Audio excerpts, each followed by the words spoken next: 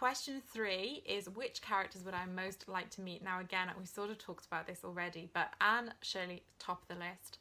Next would probably be Lyra from Northern Lights. She's one of my all-time favourite characters. I'd also love to meet Pippi Longstocking, another favourite character, and another redhead. There's probably quite a lot of redheads on the list.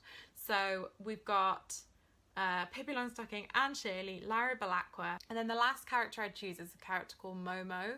But I'm going to pause because this kind of links to another question I get asked a lot, which is about what my favourite books are. Now, you'll have picked up on what some of them are because I've mentioned them again and again answering the questions.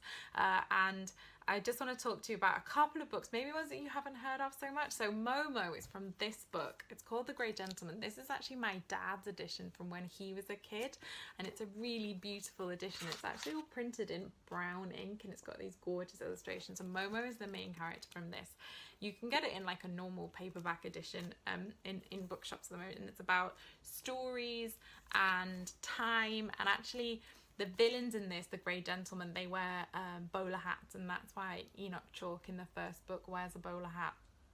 If you like Pages & Co, I would really, really recommend this one. It had a big impact on me as a writer, as did all of the books by Diana Wynne Jones. Diana Wynne Jones is probably my favourite writer of all time, and this series, this is Charmed Life, the first book in the Crestomancy series.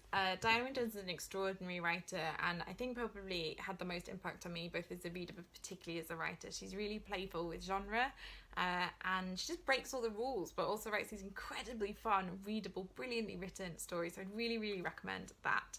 And then the last one that I could talk about my favourite books endlessly, and I'm very, very bad at choosing favourites, but the last one I'm going to mention is The Phantom Tollbooth by Norton Jester, which is about a boy who travels into a kind of magical land.